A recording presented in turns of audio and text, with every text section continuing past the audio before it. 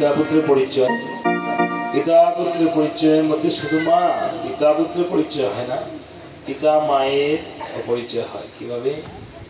সীতাকে যে প্রভু রামচন্দ্র পঞ্চমাসে গর্ভবাসে দিয়েছে বনবাসে, তাই না? ওইখানে গিয়ে লব আর কুশ হয়েছে।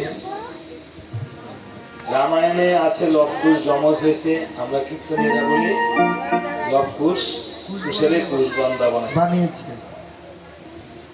আমার কাছে 1800-1900 বছর আগেরও বই আছে। মা লব কুশ কি যমজ হয়েছে না কুশদা বানাইছে? এই যে আমার মায়ের বলছে কুশদা বানাইছে। কিন্তু আপনারা যে টেলিভিশনে দেখছেন তখন কি লব কুশ যমজ না কুশদা বানাইছে? ও দেখেন না টেলিভিশন না?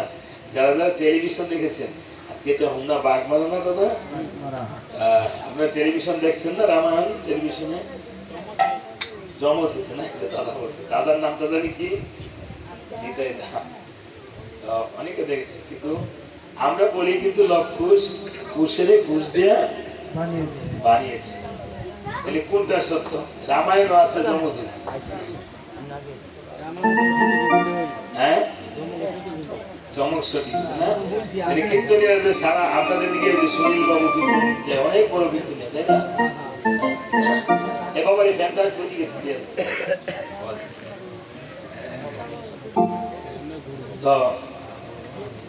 হতে পারে আমরা তর্কে যাব না।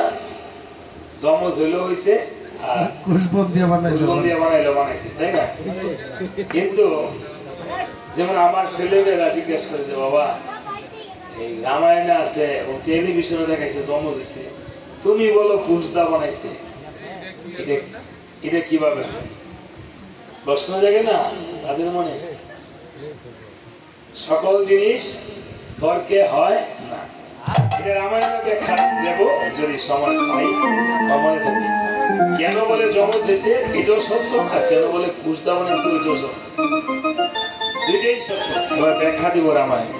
আপনারা হয়তো জেনেছেন বা শুনেছেন কিনা জানি না, কারণ আমি শিক্ষকতা করি মা গুলাশাল গার্লস হাই স্কুলে। তো আমি যদি যে কোনো জিনিস অপ্রাসঙ্গিক বা অবাস্তব বলি তাহলে কিন্তু মিলবে না, তাই না? আমার যেটা অন্তত আমাদের রামায়ণের প্রত্যেকটা ভাষা, আমাদের সনাতন ধর্মের প্রত্যেকটা যুক্তি বিজ্ঞানসম্মত, বিজ্ঞানের সাথে মিল দিতে হবে না? আচ্ছা বুঝবে, এই যে শাখা সিঁদুর পড়েছেন মা, এটা তো বিজ্ঞানসম্মত, শাখাতে ক্যালসিয়াম আছে, এই জন্য এই জিনিসগুলি। তাই সেটাকে যে পরবর্তী কারণে সীতাকে যে 12 বছরের জন্য বনবাস ছিল সীতা দেবী, এই সীতাকেও আবার আনলো। হ্যাঁ, সীতাকে আনলো, আইনা বাল্মীক পিতা পুত্রের পরিচয় করালো, তাই না? এখানে বলেছেন যে পিতা পুত্রের পরিচয়ে অনেক সময় অনেক কীর্তনিয়ারা পিতা পুত্রের যুদ্ধ লাগায়। পিতা পুত্রের পরিচয়, পিতা পুত্রের যুদ্ধটা আরেকটা পাওয়া, আর পিতা পুত্রের পরিচয় আরেকটা পাওয়া। পিতা পুত্রের পরিচয় হয় বাল্মীকির তপবনে, আর পিতা পুত্রের যুদ্ধ হয় অযোধ্যা ভবনে। পিতা পুত্রের যুদ্ধ হয় বাল্মীকির তপবনে, আর পিতা পুত্রের পরিচয় হয় অযোধ্যা ভবনে। হ্যাঁ, তবে যুদ্ধটা ছাড়া এমনিতে অনেকক্ষণ সময় লেগে যায়, করবো আপনাদের চিন্তা হবে। তার সময় বন্ধুরি করবেন।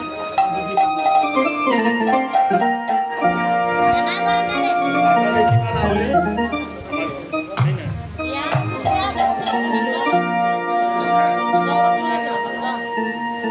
চলছে না? সবাই হলুদ করবেন মা।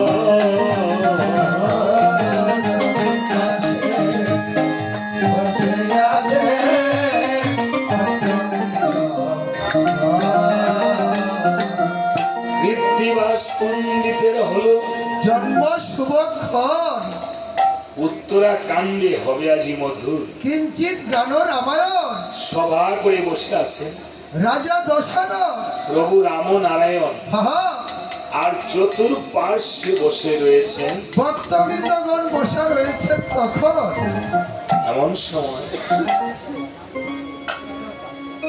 বশিষ্ঠ মুনি প্রাতঃক্রিয়া করে সমাপন বেদ খুলে নিয়ে বসেছিলেন। তখন বাবা আমার উস্তাদ যেভাবে শিখিয়েছে, হয়তো আমরা এক এক কীর্তনী এক এক ভাবে গাই।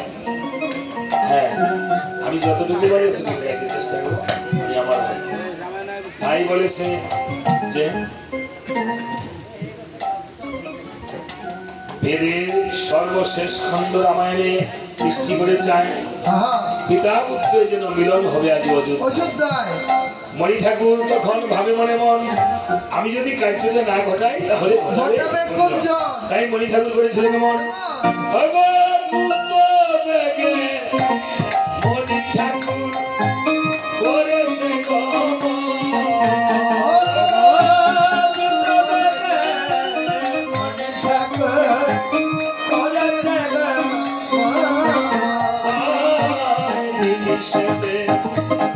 অযোধ্যাতে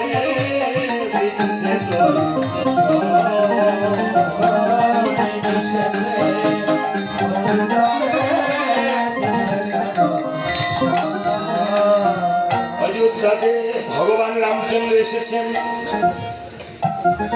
এসে মণি ঠাকুরকে বলছেন, মণি ঠাকুর অনেক দিন পর আপনি কৃপা করে এসেছেন, আমার আসলে একটু আশীর্বাদ আসন গ্রহণ করুন। বলছে রামচন্দ্র, তোমার এখানে আমি আসন গ্রহণ করতে আসিনি। কেন? আমি এসেছি তোমার এই পাপী অযোধ্যাতে বসতে আসিনি। আমার অযোধ্যা পাপী হলো কি করে? অযোধ্যা পাপী হলো কি করে? তাহলে শুনে রাখো, আরম্ভ করিয়া কার্য যে করে বিনাশ, পূর্বেরই সঞ্চিত ধর্ম নাশ। তাই না মা? তুমি পূর্বে লঙ্কাতে দশমুণ্ড রাবণ নিধন করেছো এবং অযোধ্যাতে এসে তুমি অশ্বমেধ যজ্ঞ করেছিলে, কি সৃজন। সেই যজ্ঞকালে তপোবনে দুটি বালকের সঙ্গে তোমার হয়ে গেল ঘোরতর, ওই যে এখানে কলাবনে যুদ্ধ হলো, আর তোমার সেই অশ্বমেধ যজ্ঞ হলো না, তাই হয়েছে তুমি পাপী। আর তোমার পাপের ফলে সমস্ত অযোধ্যাবাসী পর্যন্ত পাপাচ্ছন্ন হয়ে গেছে। কারণ রাজার দোষে রাজ্য নষ্ট, প্রজায় করে কষ্ট, প্রজায় কষ্ট পায়। আপনি দেখবেন, হ্যাঁ আমারও রাজার দোষে রাজ্য নষ্ট হয়ে প্রজা কষ্ট পাচ্ছে অনেক সময়, তাই না? পাচ্ছি। ভগবান বলছে আমি মানুষের মধ্যে রাজা, আপনি সংসার চালাতেছেন না, আপনি সংসারের প্রধান, আপনি সংসারের একজন রাজা। হ্যাঁ, মনে রাখবেন। তাই বলছে মণি ঠাকুর আমাকে কি করতে হবে?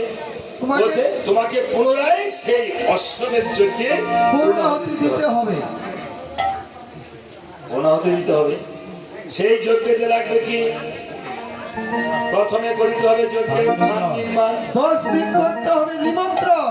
নিমন্ত্রণ পেয়ে আসবে যত মুনিগণ, দেবগণ, ব্রাহ্মণগণ, পাতালবাসী নাগগণ, বসতে দিবে আসন, করাতে হবে ভোজন, দিতে হবে দক্ষিণা, করতে হবে এক জোড়া করে বস্ত্রদান।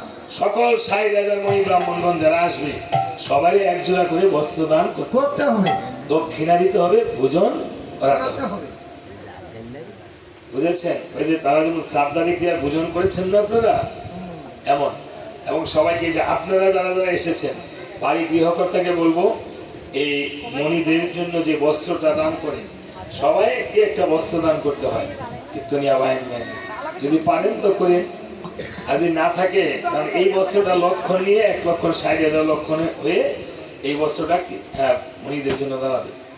যদি থাকে তো দিয়ে, না থাকলে একটা দিন, তাও যদি না থাকে একটা পান দিয়া, কতটি পান দিয়া একটা থালার মধ্যে, নিরামিষের থালার মধ্যে যৎকিঞ্চিত দক্ষিণে দিয়ে এখানে রেখেন।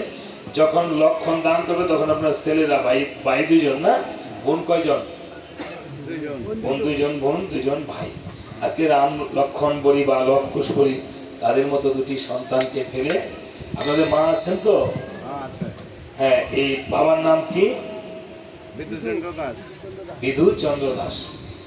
সবাই ভাববেন যে বিধুচন্দ্র দাস চলে যান না, উনি এই আসলে মানুষ, উনি তো বৈষ্ণব ছিলেন, বৈষ্ণব ছিলেন না, শিক্ষা নাম পেয়েছেন তো, না পেয়ে গেছেন। যাকটা বৈষ্ণবের আসলে আয়সা গান করার জন্য আপনাদের চরণ ধরে, পাওয়ার জন্য চরণ ধরে আমি সৌভাগ্য মনে করছি নিজেকে। কারণ আমি বৈষ্ণব হতে পারি না বাবা, দীক্ষা শিক্ষা দুটোই পেয়েছি, কৃপা পেয়েছি, কিন্তু বৈষ্ণবেরই পায়। বৈষ্ণব হতে জানি কত যেন যায়, তাই না বাবা? বৈষ্ণব হওয়া অনেক কঠিন ব্যাপার। আপনারা যারা যারা মহান মহান বৈষ্ণবের সম্মুখে, জানি যে আপনারা অনেক বৈষ্ণব এখানে, এই যে বৈষ্ণব গোসাই আছেন, মায়েরা আছেন, আপনাদের শ্রীচরণে সকলে আমার আবারও দণ্ডবোধ।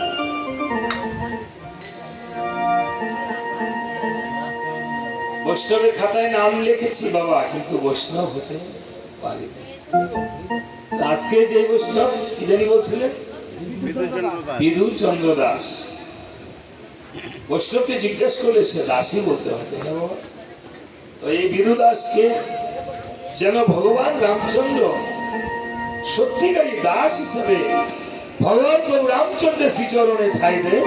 আমরা সবার জন্য একটা সবাই গুরু ধ্বনি করেন,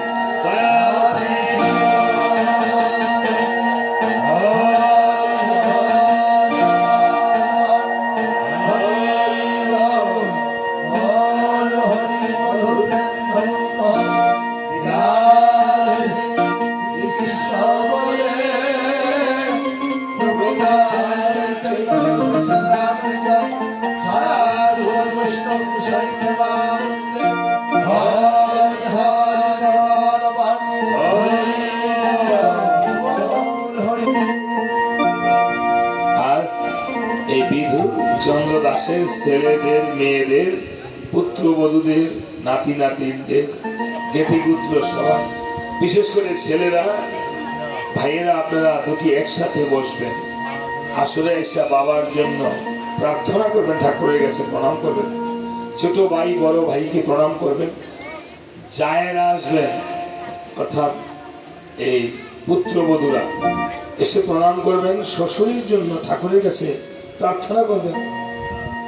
মেয়েরা আসবেন, ছোটরা বড়কে প্রণাম করবেন। বৈষ্ণব গুসাইদেরকে বাবার জন্য প্রণাম করবেন আপনারা। আমরা কিন্তু প্রণাম ভুলে গিয়েছি, ভুলে যাচ্ছি না আস্তে আস্তে। অনেক সন্তানই পিতাকে প্রণাম করে, অনেক ছোট ভাই বড় ভাইকে প্রণাম করে না। এই জগতে বাবা ভুলে যায়। কাজেই বাবা মাকে প্রণাম করলে, বড় ভাইকে প্রণাম করলে কি হয়? মাতা গুরু, পিতা গুরু, গুরু জ্যেষ্ঠ ভাই, ভাই তাহার চেয়ে অধিক গুরু ভজন করিলে ভাই এই গুরুর মধ্যে যাহা আছে সাক্ষাৎ গুরু, আর ভজন করলে পাওয়া যায় সেই বৈষ্ণব গুরু। তাই ভজনে যাহা না মিলে এই গুরু প্রতিদিন পিতা মাতার চরণে, বড় ভাইয়ের চরণে, বড় বোনের চরণে বা বড়দের চরণে প্রণাম করে গেলে বাবা এই দেহের মধ্যে একটা রক্ষা কবচ তৈরি হয়, রক্ষা কবচ তৈরি হয়। হরি হরি বল কি হরি বল। এই রক্ষা কবচটা আমরা চিনি না। আজ যারা যারা এই মা বাবাকে হারিয়েছেন, এই বিদুর যেমন মতো সবাই আপন আপন মাতা পিতার জন্য দুটা চোখের জল ফেলে, আবার রামচন্দ্রের কাছে, যার যার গুরুদেবের কাছে একটু কাঁদন। আজ সেই পুত্ররা হারিয়েছে বাবাকে, তারা ঘরে গিয়ে আর বাবা বলে ডাকতে পারবে না। পিতা মাতা বেঁচে থাকলে যদি বকাও দেয়, এই বকাটা একটা সন্তানের জন্য আশীর্বাদ। বট গাছের নিচে গেলে দেখবেন এই যে গরম পড়েছে, কিছু না কিছু ছায়া মিলে। বাবা মার কাছে গেলে বাবা কিছু না কিছু ছায়া মিলে। এই সন্তানের রক্ষা কবচটা অর্ধেক চলে গেল। আজ এই পুত্রবধূরা যে পিতাকে, শ্বশুরকে পিতা বলে ডেকেছিল, সবচেয়ে বেশি কাছে থাকতো পুত্রবধূরা, তাই না? পুত্ররা তো কাজের জন্য বাইরে চলে যায়, কিন্তু ঘরে পুত্রবধূরা নিজের বাবাকে বাবা ছেড়ে দিয়ে শ্বশুর শাশুড়িকে মা বাবা বলে না। আমরা মনে করবো না যে পুত্রবধূরা আপন নয়, পুত্রবধূরাই সবচেয়ে কাছে যেন আপন। তাই শ্রী ভক্তগণ, এই বিদুচন্দ্র দাসের জন্য এই রাত হতে পারে আমার জীবনে শেষ রাত, হতে পারে আপনাদের যে কারো জীবনে এই রাতটা শেষ রাত। এই বিদু দাসের জন্য প্রাণ গোবিন্দ হরিনারায়ণের কাছে, গুরুর কাছে একবার দুটা চোখের জল, আপনাদের চোখের জল ভগবানের চরণের ফুল হয়ে যেন পড়ে। সবাই তার জন্য রামচন্দ্রের কাছে, ঠাকুরের কাছে একটু কাঁদুন। সন্তানরা একটু আসো তো ভাই, একটু আসো। দুটি ভাই আসে না, শোনে প্রভু দুর্বার দিনহীনে কর দয়া।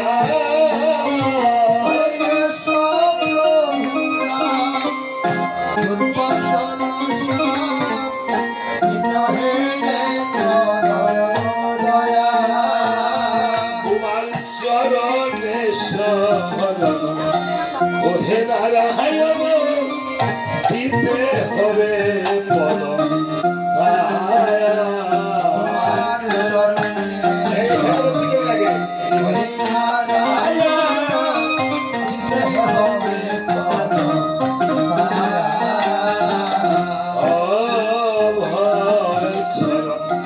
দিতে যে হবে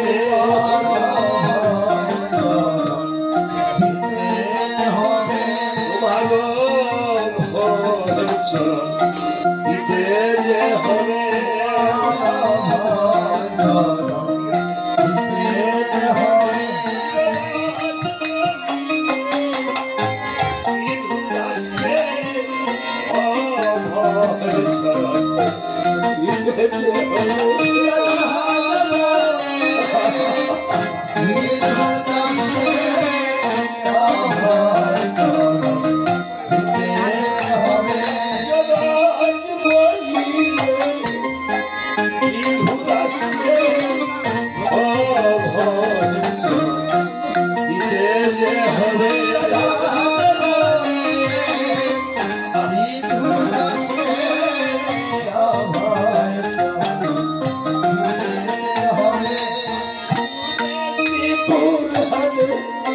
রাম নামের গুণে কাষ্টে তৈরি হল সোনা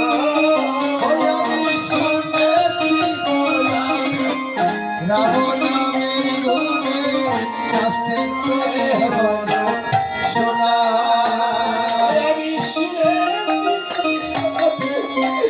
রাম নামের গুণে কাষ্টে তৈরি হল সোনা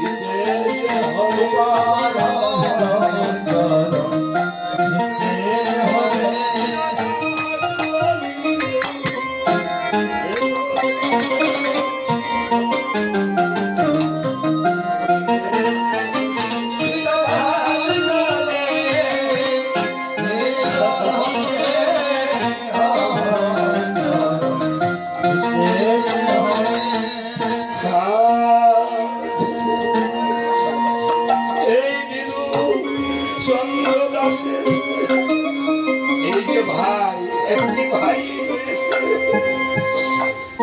আমি আসার পরে বলছে দাদা আমার একে একে 4টি ভাই চলে গেল আমি হতভাগা এখন পৃথিবীতে বেঁচে আছি আমি বললাম বাবা খেতে তো কোনো লাভ নেই সবারই তো যেতে হবে আপনাদের কাছে এই যারা যারা ভাইকে হারায় আমরা এই ভাইকে নিয়ে একই বাড়ির পেটে হয়ে একই পিতার স্নেহে পালিত হয়ে আমরা ভাইকে অনেক সময় ভুলে যাই আমার ভাই হয়ে বোনকে ভুলে যায় কিন্তু যারা বোন আছে বোনেরা ভাইয়ের বাড়িতে আসতে কোনদিন ভাই বোন ভাইকে কোনদিন অবজ্ঞা করে না ভাই যদি বোনকে নাও দেখতে পারে আজকে রাম লক্ষণ ভরত শত্রুঘ্ন 4টি ভাই আমার প্রভু রামচন্দ্র লক্ষণকে জড়িয়ে ধরে বলছে ভাই আমার তুই যে আমার ছোট ভাই হয়ে বলেছিলি আমার সাথে 14টি বছর তুই না খেয়ে না ঘুমিয়ে কত কষ্ট করে তুই আমাকে রক্ষা করেছিস এই পৃথিবীতে তোর মতো ভাই যারা হয় এই ভাইদের অনেক সময় বন্ধন হবে আমি তো শোধ করতে পারবো না কোনোদিন ভাই তবে দাপর যুগে আমি গিয়ে তোর ভাইয়ের ঋণ শোধ করবো আমি হবো তোর ছোট ভাই শ্রীকৃষ্ণ তুই হবি আমার বড় ভাই বলরাম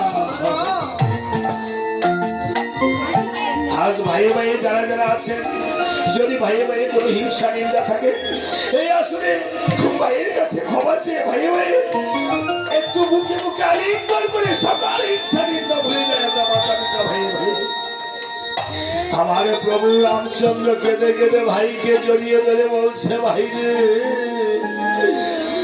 এমন ভাইয়ের মতন ভাই কয়জন আছে, ভাইয়ের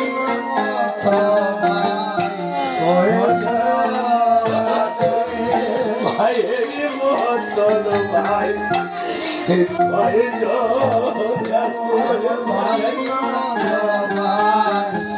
কয়জন আছে। আই বড়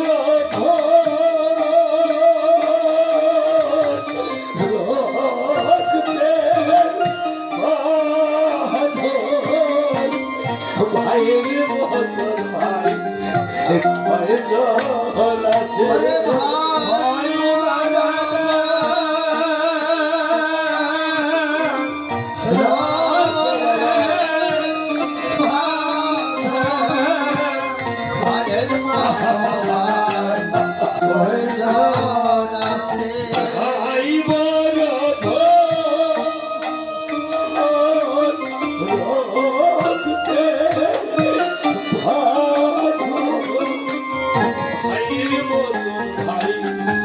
কয়জন আছে ভাই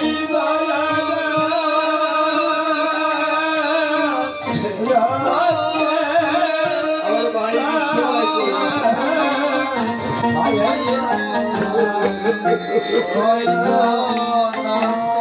ভাইকে হারা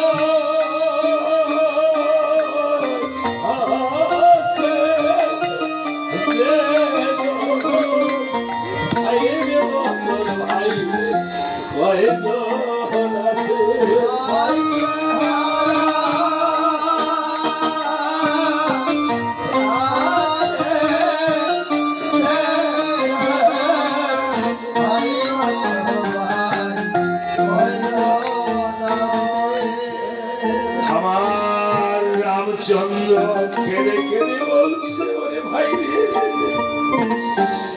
আমি যে সীতাকে পঞ্চমাসে গর্ভবাসে সীতাকে দিয়েছি আমি বনবাসে, সীতাকে ছাড়াই আমি যজ্ঞ করবো কোন মনের অভিলাষে। ভগবান, এই যে আমার মার স্বামী চলে গেছে, যেই স্বামী আমার মাকে হাতে ধরে অগ্নিকে সাক্ষী রেখে এনেছিল, একা একা ফেলে চলে গেছে। আজকে আমার প্রভু রামচন্দ্র আমার সীতাকে হারিয়ে কাছে আর বলছে, ভাইরে লক্ষণ হয় আমার যজ্ঞ পূর্ণ হল না রে, আরে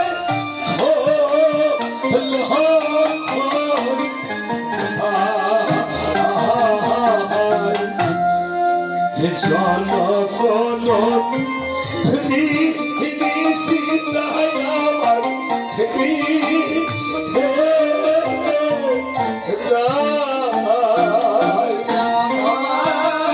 আমার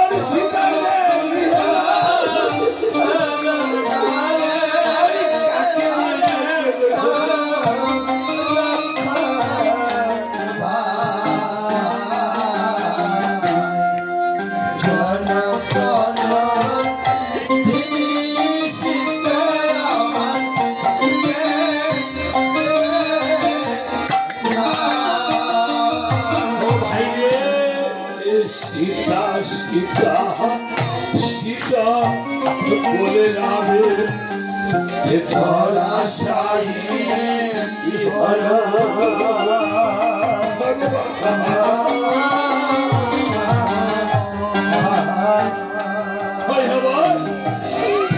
ভাই ভাই ভাই বলে লক্ষণ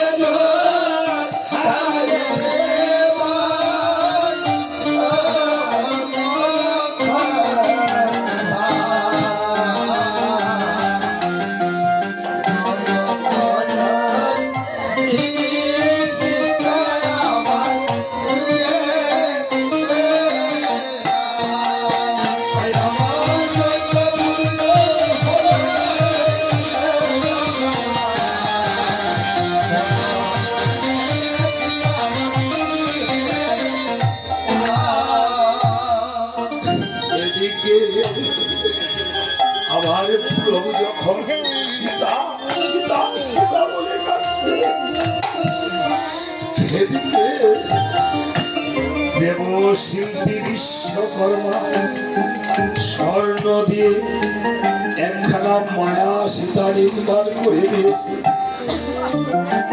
আমার প্রভু মায়া সীতাকে পেয়ে ক্ষণিকের জন্য আসল সীতাকে ভুলে গিয়েছে। এদিকে প্রভু অশ্বমেধ যজ্ঞের আয়োজন করে, আর এদিকে জনম দুঃখিনী সীতা গোপাল কুণ্ডলের পুরাণী সীতা দুটি পুত্র আমার কুশকে নিয়ে বনে বনে ঘুরে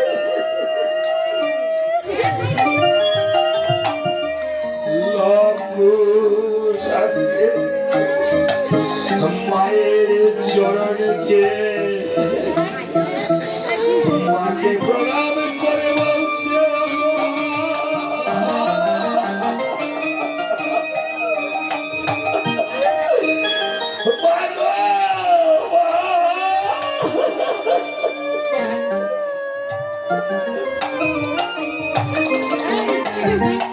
আমাদের তো কেউ নেই মা।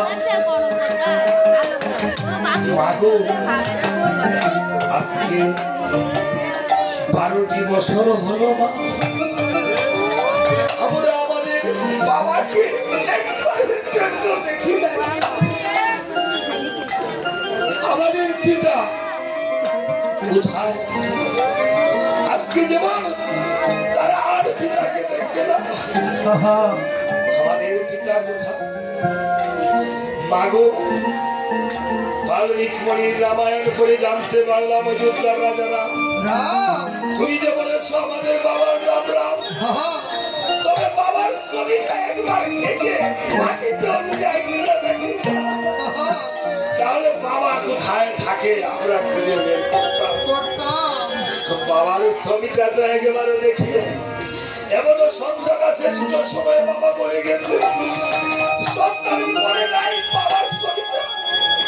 অনেক সময় অন্য সন্তানেরা বাবাকে যখন বাবা বলে ডাকে তখন তার হৃদয়ে কাঁদে, আমাদের বাবা কবে আসবে। আমার বাবাও তো আমাকে ভুলে নিত, আদর করতো। করতো। কেঁদে কেঁদে বলছে, ও মাগো এ জ্বালা সইকে মনে, এই জ্বালায় সইকে মনে, এ জ্বালা সইকে মনে, এই জ্বালায় সইকে মনে। আগো বাবাকে দেখি না মা, তুই নয়নে, এ জ্বালা সইকে মনে। বাবাকে দেখে আমার বাবা কোথায়? আমার বাবা জ্বালায় সইকে মনে। আমাদের বাবা আসিবে কবে? আমাদের বাবা আসবে কবে? আমাদের বাবা কবে আসিবে? আমাদের বাবা কবে আসবে? এসে আমাদের ভুলে দিবে বাবা, আমাদের বাবা আসিবে কবে? এসে আমাদের ভুলে দিলে আমাদের বাবা আসবে কবে? এসে আমাদের বাবা ভুলে দিবে বাবা, আসো বাবা আসিবে কবে? এসে আমাদের ভুলে দিলে আমাদের বাবা আসবে কবে? এসে আমাদের বাবা ভুলে দিবে বাবা, আমাদের বাবা আসিবে কবে? এসে আমাদের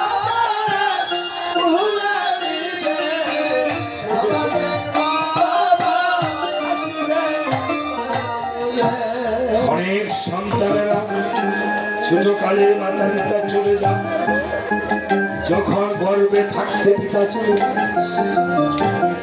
মা বড় হয়ে একটু বড় হয়ে চলে যান। অনেকে জন্মের পরে মাকেও দেখে না। গত দুদিন আগে একটা গান গাইছি বাবা, একটা সন্তান হওয়ার পরে মাত্র একবার বুকের দুধ টান দিছে, তারপরে মাথা মরে গেছে। মায় বলছিল, ডাক্তার আমার বাঁচার দরকার নাই, আমার সন্তানটাকে বাঁচান। এই জগতে বাবা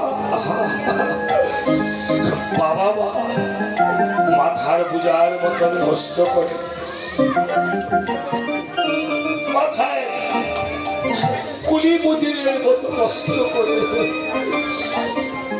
আমার একটা মাতা পিতাকে নিয়ে আমরা তো মা বাবার ইসলাম ধর্মে আছে, মায়ের মুখে বাবার মুখে যে খাবার উঠিয়ে দেয়, সেই খাবার রাব্বানা মানে ভগবান পেয়ে যায়।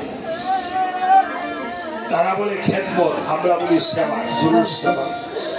আমরা সেবা বলি না, তারা বলে বেহেশত, আমরা বলি স্বর্গ। তারা আমাদের বলছে পিতা স্বর্গ পিতা ধর্ম পিতা, এই পরমাত্ম পিতরি প্রতিমা পণ্যে প্রিয়ন্তি সর্বদেবতা। ইসলাম ধর্মে বলছে বাবাকে তোমরা কাবা জানিও, মাকে মদিনা জানিও। ইসলাম ধর্ম বলেছে মায়ের পায়ের নিচে সন্তানের বেহেশত। আর সনাতন ধর্মে বলেছে আমার যে জননী জন্মভূমিষ্ঠ সন্তান তুমি করিয়সি। আমার একটি গান মনে পড়ছে বাবা, এখানে যদি ইসলাম ধর্মের কেহ থাকে আমার হাজারো সালাম তার প্রতি। আমি ক্লাস 8 পর্যন্ত ইসলাম ধর্ম পড়েছি, শিক্ষকতা করি তো বাবা, মাঝে মাঝে হুজুর না থাকে ক্লাসটা করি, ইসলাম ধর্মের কথা বলি, অনেক সময় আমার একটু মনে থাকে বাবা। নবীজি ছোট সময়ে শিশুকালে পিতা মা মরে গিয়েছিল, গর্ভে থাকতে বাবা মরে গিয়েছিল, তাই নবীজি ছিল এতিম। নবীজি এবং আমাদের গৌর হরি বলেছেন যে যদি এতিমের মাথায় কেউ হাত বুলিয়ে দেয়, তাকে 10টা 5টা টাকা দেয়, তাহলে তার কাছে আল্লাহ পাক মানে ভগবান তাহার প্রতি সন্তুষ্ট হয়। একটি গান করছি, মনে করবেন ইসলাম ধর্মের সকল মাথা পিতাকে নিয়ে আমার মনে পড়েছে, তারপর আমার গলাতে চলে যাবো। ওই আমি করি না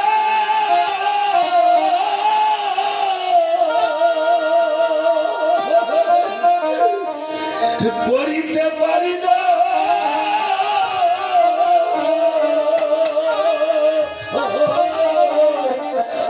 ওই আমার পিতা মাতা খেদমত করিয়া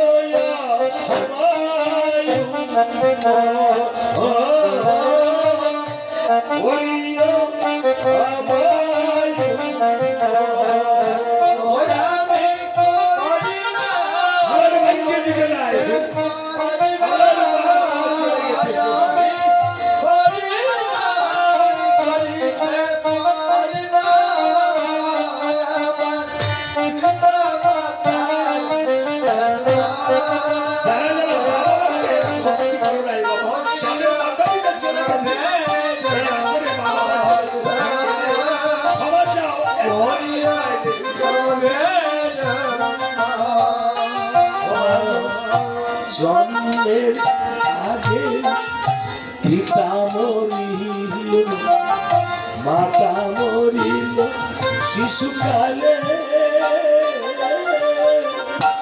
আমি এতিম লিখিলে জন্মের আগে। কি সুন্দর কথা, মাতা মরিল শিশুকালে, আমি আমার পিতাকে আমার মাতাকে আমার পিতাকে আমার মাতাকে করিতে পারি নাই,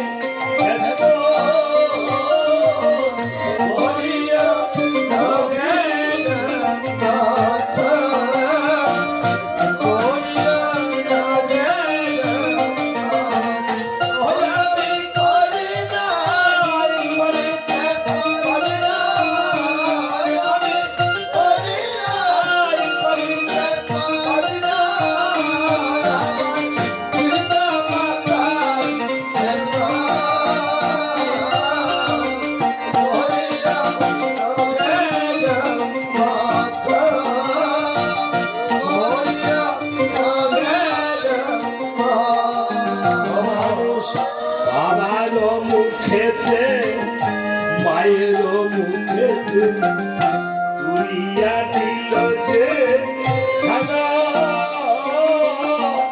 সে খানা পায়রা পানা। খাবার ভগবান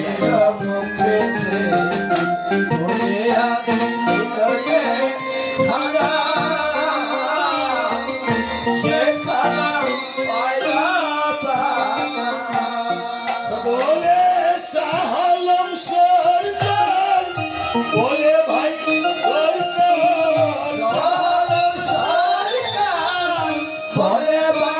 সরকার, পিতা মাতার জ্ঞান